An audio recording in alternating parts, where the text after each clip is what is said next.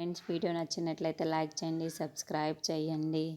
మాలిని వసుంధర దగ్గరికి వచ్చి, ఏంటి మమ్మీ ఇలా జరుగుతుంది, నేను ఏదో పేపర్స్ని అడ్డు పెట్టుకొని మళ్ళీని బెదిరిస్తూ ఉంటే ఇప్పుడు నన్ను అరవింద్ బెదిరిస్తున్నాడు విడాకులు ఇస్తానని.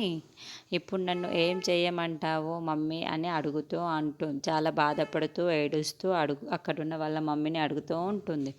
ఇంతలో అక్కడున్న వాళ్ళ అమ్మ మాత్రం, నువ్వు బాధపడకు మాలిని, ఏం జరిగితే అదే జరుగుతుంది, తను విడాకులు ఇస్తానని బెదిరిస్తున్నాడు అని, అంతేకాని తనని నువ్వు విడాకులు ఇవ్వడానికి రెడీగా లేడు, తను మళ్ళీ వైపు మాట్లాడుతున్నాడు, దీనికి ఎక్కువ బలమో చూద్దాము, ఏం జరుగుదో అదే జరుగుతుంది, కానీ నువ్వు బాధపడి నీ కన్నీళ్ళని వృధా కానివ్వకు అని చెప్పేసి అంటూ ఉంటుంది.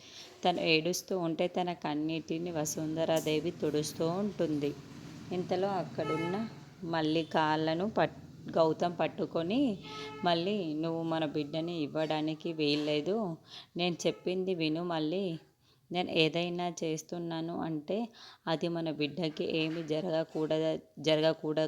జరగకుండా క్షేమంగా ఉండాలని నేను ఇలా చేస్తున్నాను, మళ్ళీ మన మాట విను, మళ్ళీ మన బిడ్డని ఎవ్వరికి ఇవ్వద్దు, మళ్ళీ నేను మన బిడ్డ కోసమే ఇవన్నీ ఆలోచించి చేస్తున్నాను అని అంటూ చాలా బాధపడుతూ ఏడుస్తూ ఉంటుంది. అది చూసిన మళ్ళీ మాత్రం చాలా కోపంగా, మీరు ఏం చేసుకుంటే అరే చేసుకోండి, కానీ నా బిడ్డని మాత్రం అక్కనే ఇచ్చేస్తాను అని చెప్పేసి అంటూ ఉంటుంది.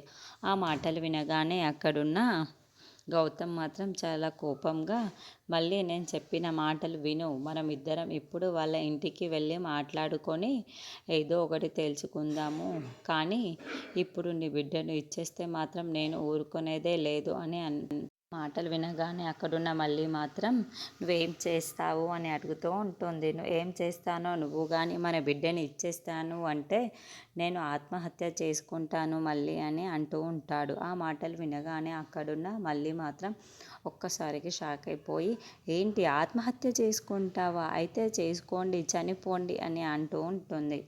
ఆ మాటలు వినగానే అక్కడున్న గౌతమ్ మాత్రం ఒక్కసారిగా షాక్ అయిపోతూ ఉంటాడు. ఏంటి మళ్ళీ ఇలా మాట్లాడుతుందని అనుకుంటూ ఉంటాడు.